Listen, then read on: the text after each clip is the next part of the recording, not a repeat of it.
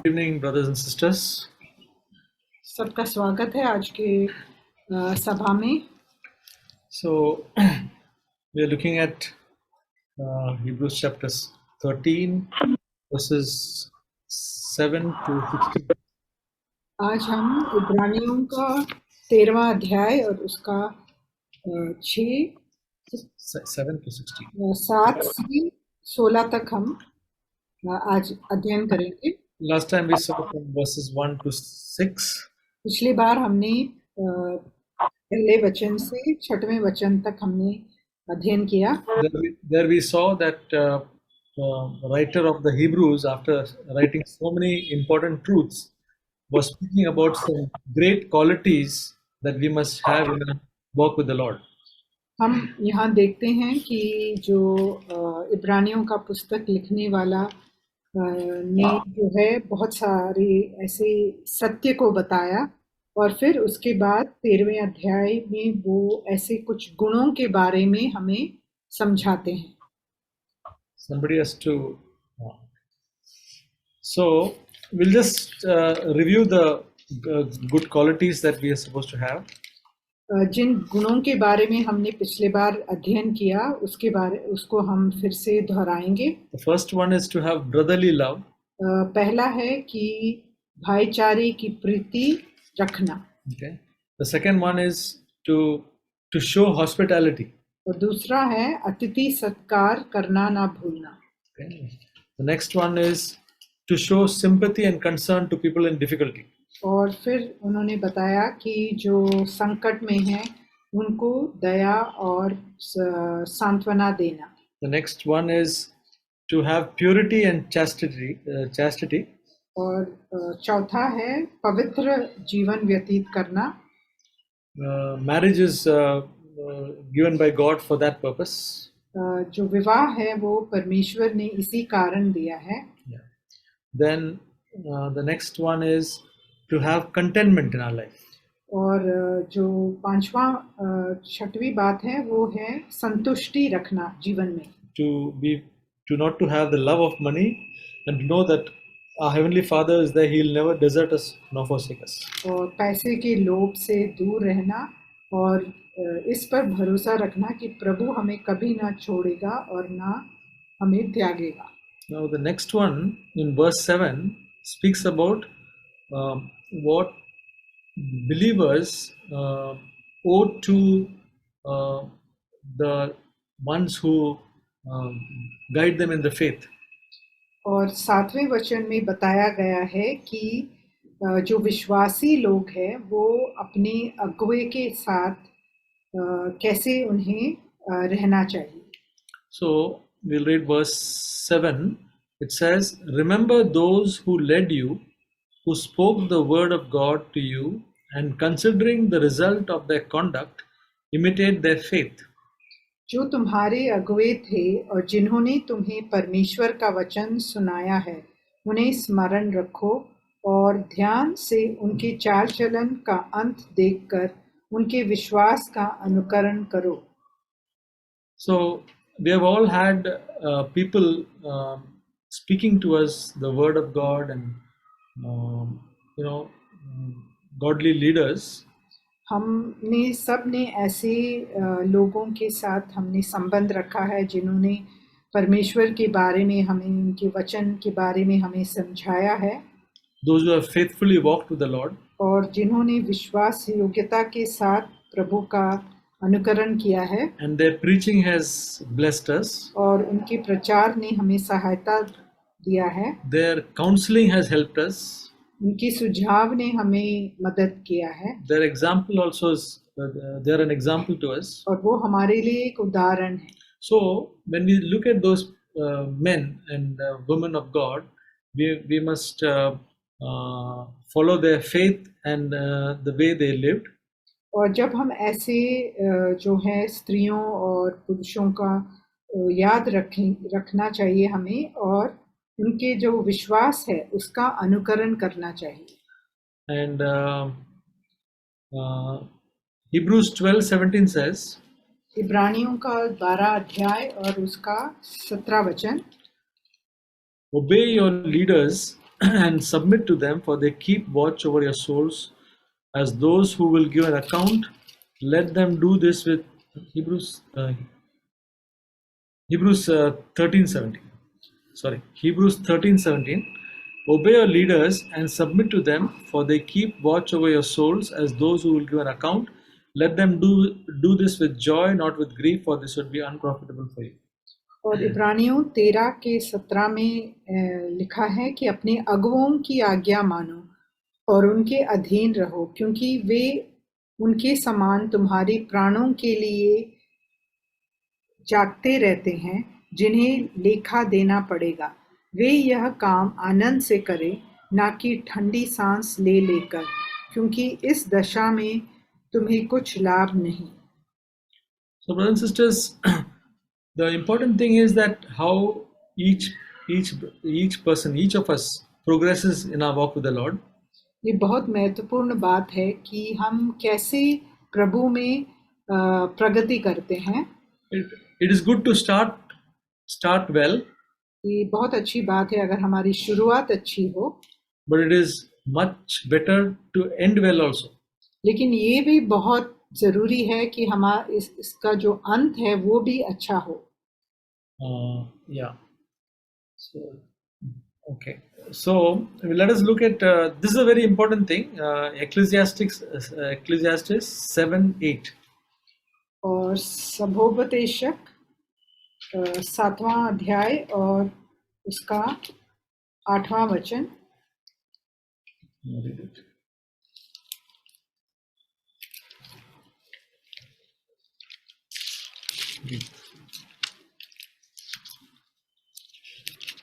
Okay, I'll read it first. The end of a matter is better than its beginning. Patience of spirit is better than haughtiness of the spirit. किसी काम के आरंभ से उसका अंत उत्तम है, और धीरजवंत पुरुष अहंकारी से उत्तम है। So, all of us, as the days progress, as we keep on growing on in years, the end of the matter should be better than the beginning.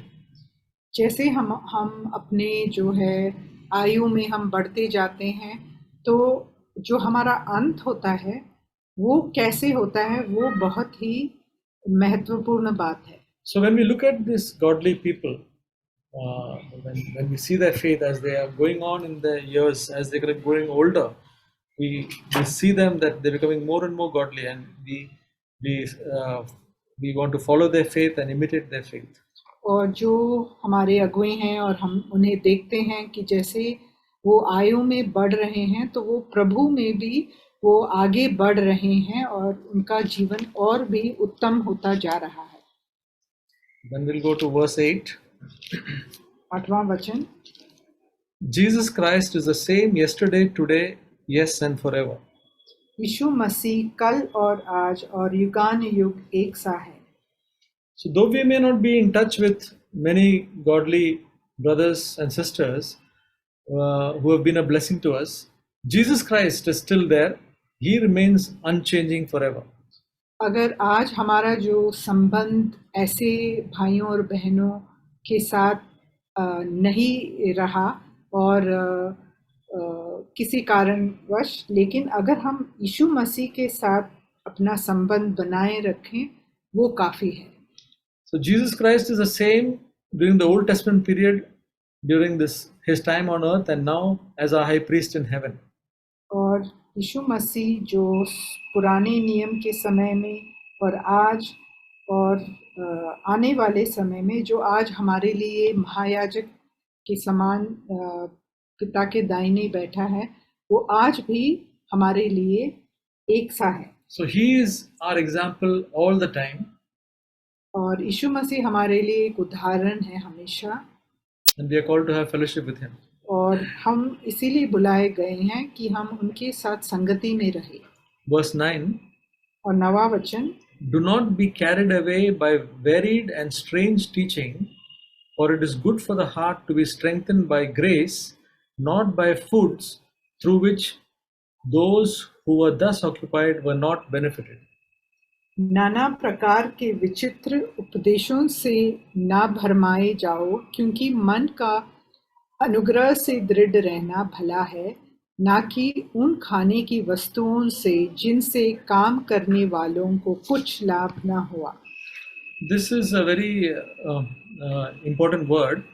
ये बहुत ही महत्वपूर्ण वचन है। It says, do not be carried away by various strange teachings. और यहाँ लिखा गया है कि नाना प्रकार के विचित्र उपदेशों से ना भरमाए जाओ। And as at those times, this present time, we have a lot of strange teachings. और जिस प्रकार पहले के दिनों में होता था, वैसे ही वर्तमान में भी ऐसे ही बहुत सारे उपदेश हैं जिससे हम भरमा जाते हैं। And unless we have a foundation in the Word of God, we can be led astray. और अगर हमारा जो नींव है वो प्रभु के वचन में स्थिर नहीं है, तो हम भरमाए जा सकते हैं। The Apostle Paul says that if we or any others preach a gospel which we have not preached, means which the Holy Spirit has not given, let him be accursed. प्रेरित पौलुस ने ये कहा कि अगर हम या और कोई जो सुसमाचार हमने आप लोगों को बताया उससे अलग कोई बताता है तुम्हें, तो उस पर शाप हो। So Ephesians 4:14 says, Ephesians 4:14. इफिसियों का पुस्तक 4:14। Somebody's mic is on.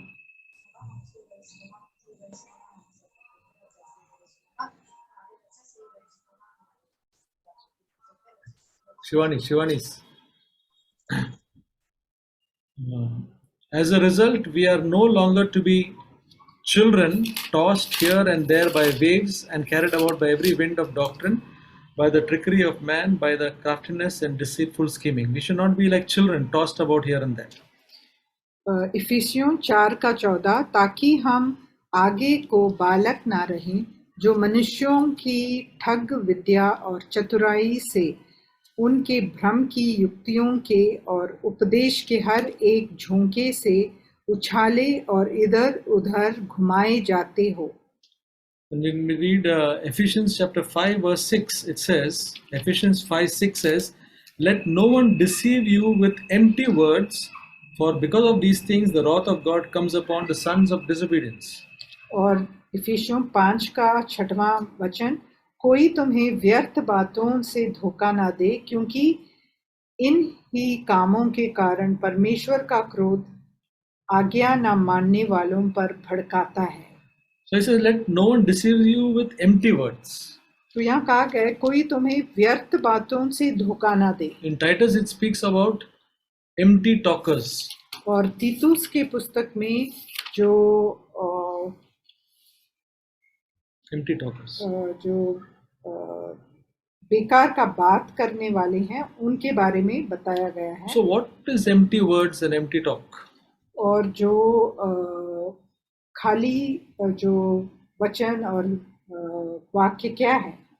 It is words which have no foundation in the word of God. तो वो ऐसे वचन है जिसका जो परमेश्वर के वचन में कोई नींव नहीं है। So brothers and sisters, there's great importance for us to know the word of God, because people may speak anything which is not founded in the word of God. That is called empty words and empty talk. और क्योंकि लोग ऐसे व्यर्थ बातें कह सकते हैं जिसका वचन में कोई आधार नहीं है, इसीलिए ऐसे बातों को जिसका वचन में कोई आधार नहीं है उसे व्यर्थ बातें कहते हैं। And those teachings or strange teachings which are like empty words do not lead us to obedience. So because of the disobedience, the wrath of God comes upon the sons of disobedience. तो ऐसे जो बातें हैं वो हमें आज्ञा पालन करने में मदद नहीं करता है, लेकिन आज्ञा ना रखने के लिए हमें आगे बढ़ाता है, और इसीलिए परमेश्वर का जो क्रोध है ऐसे लोगों पर भड़कता है। The other day I was talking to one brother, from another church, and he was telling that they went to some camp and they were being taught about casting out curses of not 5 generations but from 10 generations.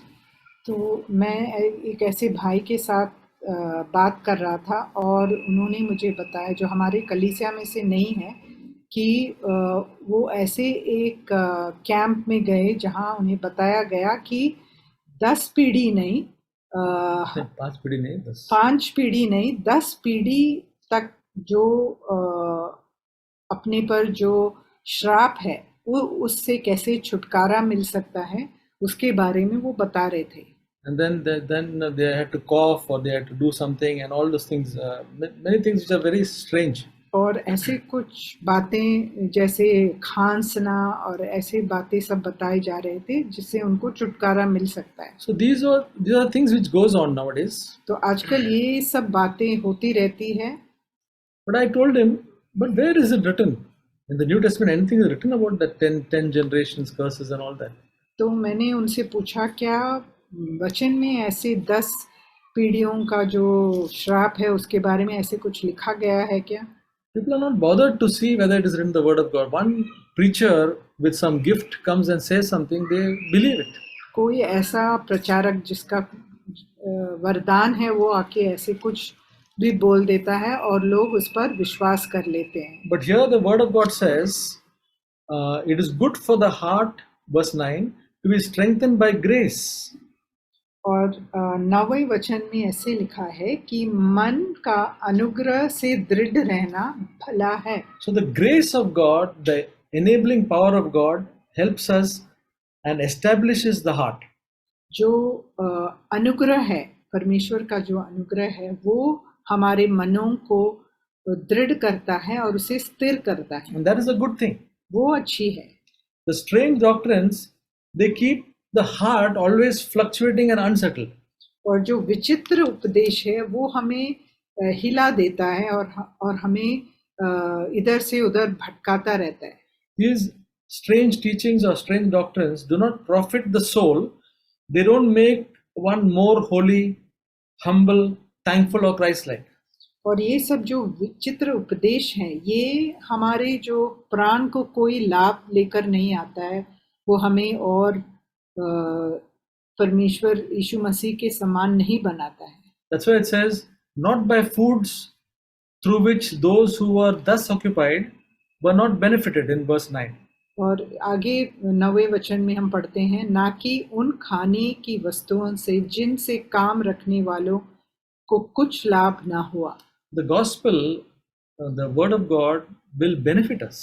जो परमेश्वर का वचन है उससे हमें लाभ होगा. The true gospel will definitely benefit us. जो सच्ची सुसमाचार है उससे हमें लाभ मिलती है. It will make us more holy. वो हमें और पवित्र करेगा. There will be peace in our life. हमारे जीवन में शांति होगी. It will make us more humble. और हमें नम्र बनाएगा. It will make us more thankful. और हम धन्यवाद करेंगे प्रभु का. And more and more Christ-like. और हम यीशु मसीह के समान बनते जाएं. Brothers and sisters, we must examine every teaching which comes like this, which does not lead us into these things. We must first of all see whether it is written in the Word of God. और ऐसे जो भी उपदेश आते हैं, इन सब को हमें जांच कर देखना चाहिए सबसे पहले कि क्या ये वचन में इसके बारे में लिखा गया है कि नहीं. Okay, now we come to verse 10. और 10वां वचन, We have an altar from which those who serve the tabernacle have no right to eat. और 10वां वचन, हमारी एक ऐसी वेदी है जिस पर से खाने का अधिकार उन लोगों को नहीं जो तंबू की सेवा करते हैं. Now this was a verse. This is a verse where there's a small question mark on my Bible on this. और ये एक ऐसा वचन है जिसके सामने मैंने एक प्रश्न चिन्ह डाला है. I put a small question mark on the things which I still not understood. कुछ ऐसी बातें जो मुझे समझ में नहीं आता है उसके सामने मैं एक प्रश्न चिन्ह डाल देता हूँ. And I'm thankful to God that in this study I got an understanding of this. और इस का जब मैं अध्ययन इस बार कर रहा था तो मुझे उसका उत्तर मिल गया. We have an altar. तो यहाँ लिखा है कि हमारी एक ऐसी वेदी है। The writer of the Hebrews is writing that we have an altar. तो जो इब्रानियों का पुस्तक जिसने लिखा है वो कह रहे हैं कि हमारा एक वेदी है। He was busily writing to the Hebrew Christians. और वो जो यहूदी विश्वासी थे उनको वो लिख रहा था। They had the practice of Old Testament altar. जो पुराने नियम में जो वेदी होती थी वो उनके पास था। So there was a temple with the altar with so many other things there. तो वहाँ एक ऐसा मंदिर है जहाँ बलि चढ़ाने का वेदी रहता है। Sacrifices used to be there. और बलि चढ़ाया जाता था। But here, when they became Christians, there is no physical altar. तो अभी जब वो विश्वासी बन गए तो ऐसा कोई स्वाभाविक जो है वेदी नहीं है। There's nothing like that in the church. We don't have an altar in the church. हमारे कलीसिया में भी हम देखते हैं कि ऐसा कोई वेदी नहीं है। The heathen people, other than the Jews, they had much more. जो गैर यहूदी लोग थे उनके पास तो बहुत से ऐसे बलि चढ़ाने वाले वेदी थे। Religious people have got many things. जो धार्मिक लोग हैं उनके पास बहुत सारी ऐसी वेदियां होती है। But so the writer is saying that we have an altar. तो इब्रानियों का लिखने वाला कहता है कि हमारा एक वेदी है। And this altar may not be visible. वो दिखाई तो नहीं देता। But each one of us has an altar, that is Christ.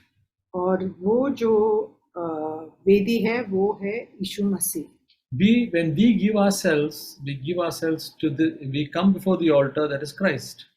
और हम उस वेदी के सामने आते हैं जो है यीशु मसीह। Christ is the altar and he is also the sacrifice on the altar. और यीशु मसीह ही वो वेदी है और उस पे चढ़ाए जाने वाला बलि भी है। Okay. And because of his sacrifice, we have been redeemed, we have got a new life. और उनके बलिदान के कारण हमें छुटकारा मिला है और हमें जीवन मिला है। Yeah. And in the Old Testament times, when they would sacrifice at the altar, और जब पुराने नियम में जब वो बलि चढ़ाते थे वेदी पर, it says in verse 11, for the bodies of those animals whose blood is brought into the holy place by the high priest as an offering for sin are burned outside the camp. और 11 वचन, क्योंकि जिन पशुओं का लहू महायाजक पाप बलि के लिए पवित्र स्थान में ले जाता है उनकी देह छावनी के बाहर जलाई जाती है। So what they used to sacrifice, the animal they used to sacrifice, they would not be able to consume it. जो भी वो जिस भी जानवर को वो बलि चढ़ाते थे उसका वो सेवा नहीं कर पाते थे। That sin offering would be burned outside in an outside place, outside the camp. जो पाप बलि होता था वो छावनी के बाहर जलाया जाता था। Okay. So here it says we have an altar, verse 10, from which those who serve the tabernacle have no right to eat. और यहाँ 10वें वचन में लिखा है हमारी एक ऐसी वेदी है जिस पर से खाने का अधिकार उन लोगों को नहीं जो तंबू की सेवा करते हैं। That means the people who are in the old covenant, they cannot eat from this altar. तो इसका ये मतलब हुआ कि जो पुराने नियम के अनुसार चलते हैं उन्हें इस वेदी से खाने का अधिकार नहीं है। But we who for whom Jesus sacrificed his life can enjoy the benefit of it. That sacrifice, though literally we are not eating it, but we can enjoy the benefit of that sacrifice. तो हम जो नए नियम में हैं हम इस वेदी पर जो बलिदान चढ़ाया जाता है उसकी हम सेवा कर सकते हैं। But they cannot enjoy because they are still not come to Christ. They are still serving they are in the old covenant. वो पुराने वाचे में हैं इसीलिए वो इसका लाभ नहीं उठा सकते जिसका लाभ हम उठा सकते हैं। So that is the meaning of this. I hope you understood. We have an altar, that is Jesus Christ. We come to him surrender our lives to Him. That is an altar, and He is the sacrifice on that altar too. तो यीशु मसीह जो है वो हमारे लिए एक वेदी के समान है, जिसके पास हम आकर अपने जीवन को समर्पित करते हैं, और वो ऐसे एक बलि भी हैं जो हमारे लिए चढ़ाए गए. And because of the sacrifice, we are able to get benefit of that sacrifice. Okay, so we can say we are partakers of that benefit. तो हम जो हैं इस वेदी पर चढ़ाए गए बलि का सेवा कर सकते हैं, और इसका जो लाभ है हम उसे उसके सहभागी बन सकते हैं.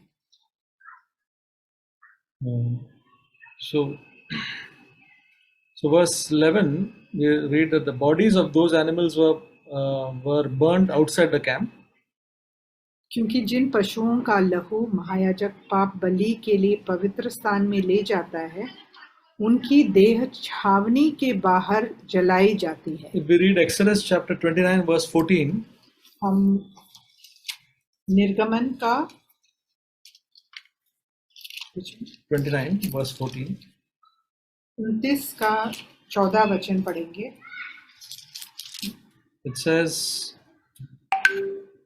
but the flesh of the bull and its hide and its refuse you shall burn with fire outside the camp. It is a sin offering. परंतु बछड़े का मांस और खाल और गोबर छावनी से बाहर आग में जला देना, क्योंकि यह पाप बलि होगा. Even people who had leprosy, they were put outside the camp. जिन लोगों को कोढ़ की जो बीमारी थी, उन्हें भी छावनी के बाहर रहना पड़ता था. It is actually to bear the reproach, to be treated as an unclean criminal, unqualified. Sorry, that is not what I want to say. Okay, now so we'll go to verse 12, where the comparison is about Jesus being crucified outside the camp. और हम जो है 12वें वचन में जाएंगे, जहां यीशु मसीह जो छावनी के बाहर निंदा उठाकर वो उनको जाना पड़ा, उसके तुलना की गई है. So we see first that the animal sacrifice, the bull or lamb or something, they were burned outside the camp. हम देखते हैं कि जो बलि चढ़ाया जाता था, जैसे बछड़ा हो, वो छावनी के बाहर वो जलाया जाता था. So verse 12 says, therefore Jesus also, that he might sanctify the people through his own blood, suffered outside the gate. इसीलिए 12वें वचन इब्रानियों 13 का 12 में लिखा है, इसी कारण यीशु ने भी लोगों को अपने ही लहू के द्वारा पवित्र करने के लिए फाटक के बाहर दुख उठाया. So everything of the Old Testament is a shadow of the true thing. जो भी पुराने नियम में लिखा गया है, वो सब जो है जो नए नियम में हम उसको एक परछाई के समान देख सकते हैं. So the sin offering of the animal was burnt outside the camp. Now Jesus also suffered outside Jerusalem.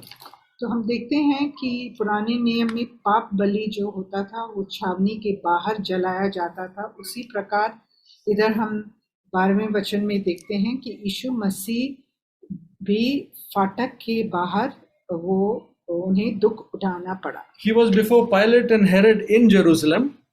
वो पिलातुस और हेरोदी के सामने वो यरूशलेम में थे.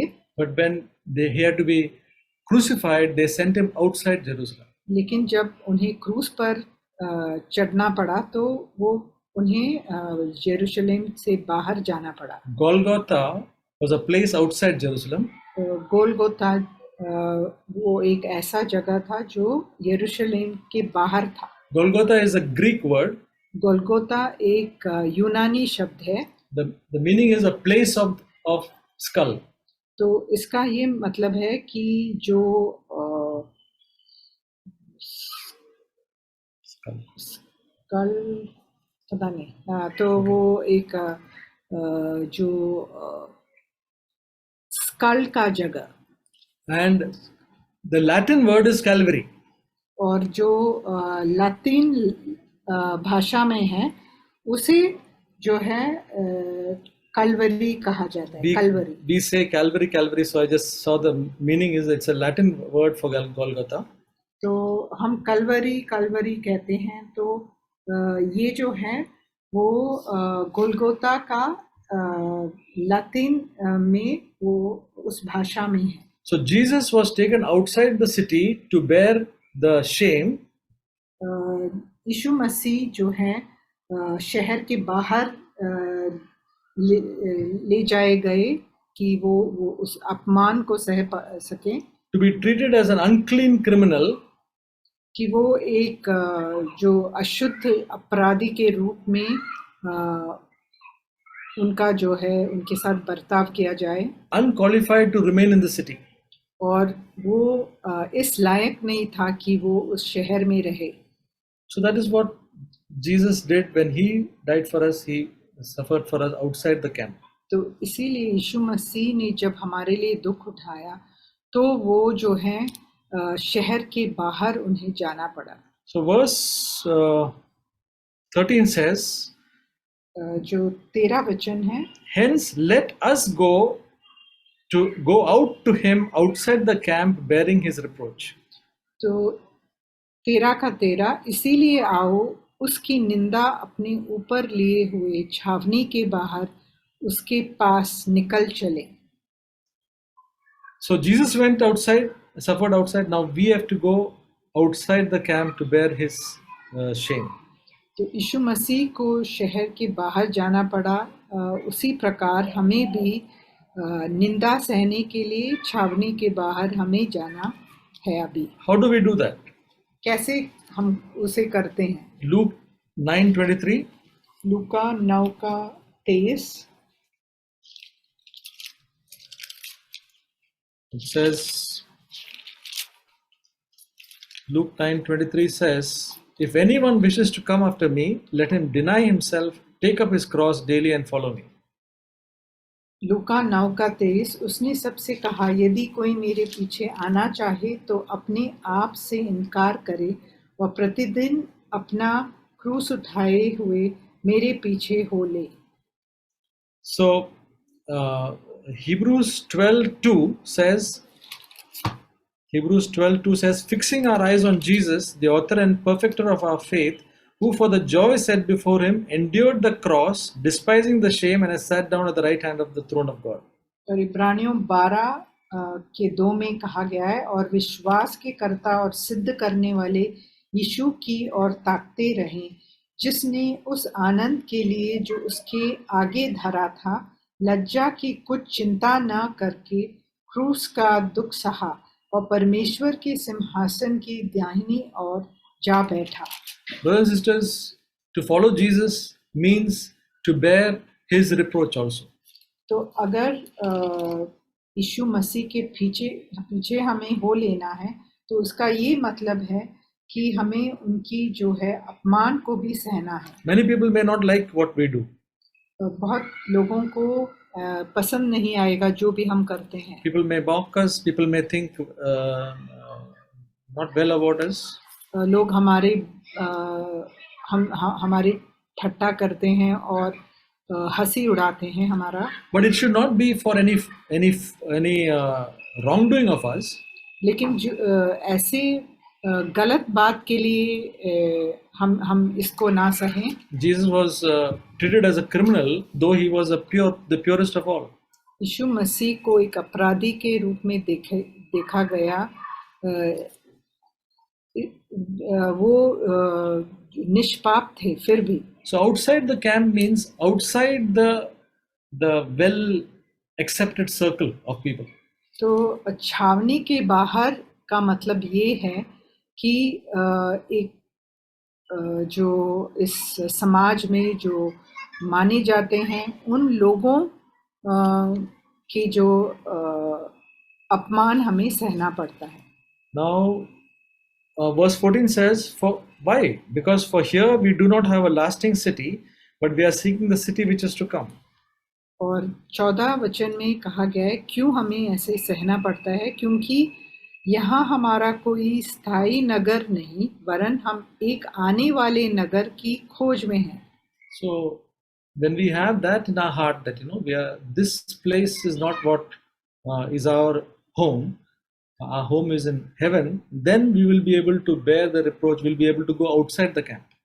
अगर हम अपने आप में समझ लेंगे कि ये दुनिया जो है हमारी, यहाँ हमारा घर नहीं है, यहाँ हमारा निवास स्थान नहीं है, तो फिर हम इस रीति में हम जो हैं आने वाले नगर की खोज में रहेंगे और हम उस अपमान को सह पाएंगे। Verse 15 and 16. और 15 और 16, Through him then, through Jesus then, let us continually offer up a sacrifice of praise, that is the fruit of lips that give thanks to his name, and do not neglect doing good and sharing, for with such sacrifices God is pleased. इसीलिए हम उसके द्वारा स्तुति रूपी बलिदान अर्थात उन होंठों का फल जो उसके नाम का अंगीकार करते हैं, परमेश्वर को सर्वदा चढ़ाया करें। भलाई करना और उदारता दिखाना ना भूलो, क्योंकि परमेश्वर ऐसे बलिदानों से प्रसन्न होता है। So what are the sacrifices that God expects from us in the new covenant? तो किस प्रकार का बलिदान परमेश्वर इस हमारे जो नया नियम है यहाँ, वो कैसे बलिदान चाहते हैं हमसे? Christ is the altar. यीशु मसीह वो वेदी है। We can offer ourselves as a living sacrifice. हम एक जीवित बलिदान के रूप में हम अपने आप को समर्पित कर सकते हैं। Meaning we surrender our lives before the Lord. तो इसका ये मतलब है कि हम अपने जीवन को उनके सामने समर्पित करते हैं। That is Romans chapter 12 verse 2. और वो जो है रोमियो के 12 अध्याय और दूसरे वचन में हम देख सकते हैं। Then in this verse it says that we offer a sacrifice of praise.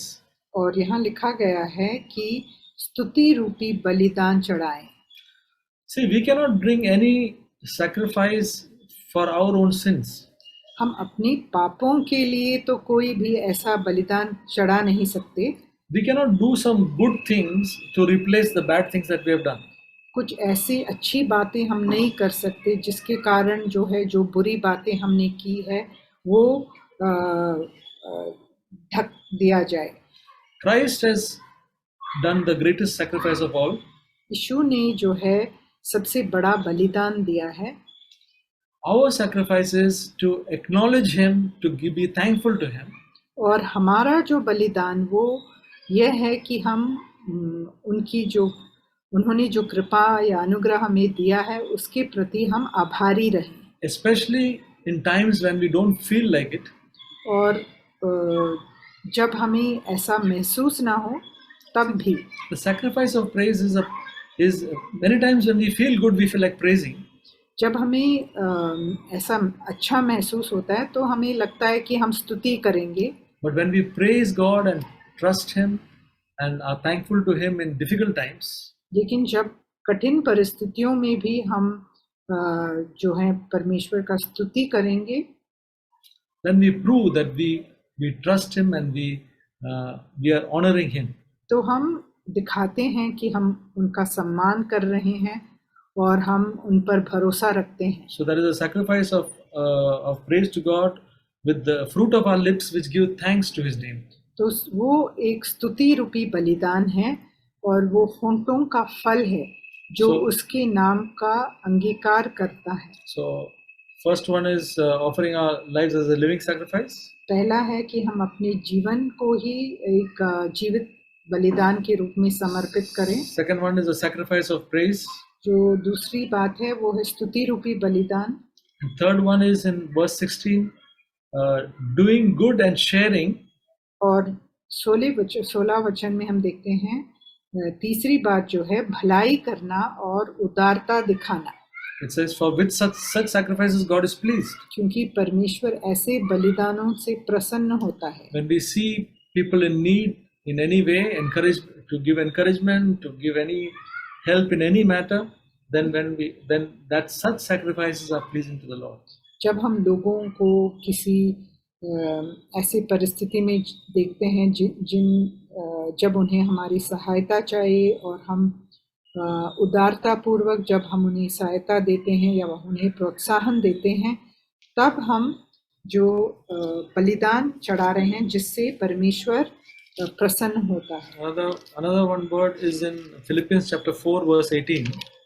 फिलिपियों का पुस्तक 4 अध्याय और 18 वचन, speaking about a sacrifice which is well pleasing to God. ऐसा बलिदान जिससे परमेश्वर प्रसन्न होता है। Philippians 4:18 says, "But I have received everything in full and have an abundance. I am amply supplied, having received from Epaphroditus what you have sent, a fragrant aroma, an acceptable sacrifice, well pleasing to God." मेरे पास सब कुछ है, वरन बहुतायत से भी है। जो वस्तुएं तुमने इफ्रोदितुस के हाथ से भेजी थी, उन्हें पाकर मैं तृप्त हो गया हूँ। वह तो सुखदायक सुगंध ग्रहण करने योग्य बलिदान है जो परमेश्वर को भाता है। So, brothers and sisters, even our giving to God is a sacrifice acceptable to God. जब हम दान देते हैं परमेश्वर को, तो वो भी एक ऐसा योग्य बलिदान है। So these are the sacrifices that is pleasing to God. ये है वो जो बलिदान जिससे परमेश्वर जो है प्रसन्न होते हैं। So we end it here on verse 16 and continue the next afterwards next week. आज हम यहाँ खत्म करेंगे। I was blessed by what I could hear today. मैं आशीषित हुआ जो आज मैंने सुना उससे। I was thinking of this word in verse 9. It is good for the heart to be strengthened by grace and not by food. मेरे को ये वचन सुन के बहुत अच्छा लगा, जो 9वें वचन में लिखा है। It is good for the heart to be strengthened by grace and not by food. क्योंकि मन का अनुग्रह से दृढ़ रहना भला है, न कि उन खाने की वस्तुओं से जिनसे काम रखने वालों का कुछ लाभ न हुआ। So in our life, in every day in our life, our heart has to be strengthened by grace. हर रोज हमारे जीवन में हमारा जो हृदय है वो अनुग्रह से दृढ़ रहना जरूरी है। That means we should be continuously receiving from God grace in every situation. इसका मतलब है हमें निरंतर परमेश्वर से अनुग्रह पाने की जरूरत है। So we have to remain humble and we have to, so that grace can flow to us continuously. इसलिए हमें नम्र रहना जरूरी है ताकि अनुग्रह हमें हमेशा मिलते रहे। See, it is possible for our heart to be occupied by food. Food can refer to physical food also. It can be so many earthly things. Our heart can be occupied by so many earthly things. हमारा हृदय खाना मतलब जो धरती वाला खाना है वो सब से हमारा मन भरा हुआ रहना मुमकिन है। So it's written, if we are going to be occupied by all the earthly things, it will not benefit us in a Christian life. और ये लिखा भी है कि खाने की वस्तुओं से जिनसे काम रखने वालों का इससे कुछ लाभ नहीं होता है हमारा। So that is a word which I want to take to my own life seriously, so that my heart can be fixed on grace of God. और ये वचन मुझे अपने जीवन में भी एकदम लेना है कि मेरा मन हमेशा अनुग्रह में बना रहे। Again, we heard about the sacrifices, 3 types of sacrifices. हमने आज 3 प्रकार के बलिदान के बारे में सुना। So, on Sunday with all the other brothers to praise God is easy. रविवार को सारे भाई बहन के स्तुति करना वो बहुत आसान होता है। But when we are in a tough situation, even though we don't feel like praising the Lord, to praise the Lord in that situation, say thank you Lord for this situation. See, that is the sacrifice of praise. जब हम किसी कठिन परिस्थिति में है और हमें मन नहीं करता है स्तुति देने का, लेकिन जब हम तब करते हैं तब वो बलिदान होता है। And it's written in this word, that is the fruit of the lips, give thanks to God, and that is a well-pleasing sacrifice to God. Which verse, brother? Verse 15. इसलिए हम उसके द्वारा स्तुति रूपी बलिदान अर्थात उन होठों का फल जो उसके नाम का अंगीकार करते हैं परमेश्वर को सर्वदा चढ़ाया करे। 15 वचन। And verse 16 says about another sacrifice, that is doing good and sharing. 16 वचन में दूसरे प्रकार के बलिदान के बारे में लिखा है, जिसमें भलाई करना और दूसरों के साथ भलाई करना लिखा है।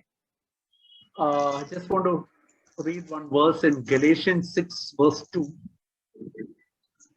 गलातियों का 6वां अध्याय में दूसरा वचन is written, bear one another's burden and thereby fulfill the law of Christ.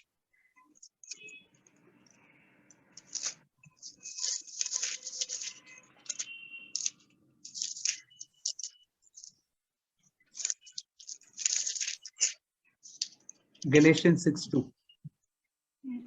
तुम एक दूसरे का भार उठाओ और इस प्रकार मसीह की व्यवस्था को पूरी करो।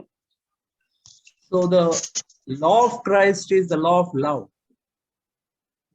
परमेश्वर का जो नियम है वो प्यार का नियम है। So how can I fulfill the law of love of Christ in my life? तो ये जो नियम परमेश्वर का प्यार का है वो मैं कैसे अपने जीवन में पूरा कर सकता हूँ? It's written, it's by bearing one another's burden. ऐसा लिखा है कि हमको एक दूसरे का भार उठाना है। So we can see many times in our home itself, some, maybe a wife, maybe a husband, maybe a children, maybe somebody else. So say for young people, maybe their parents bearing some burden.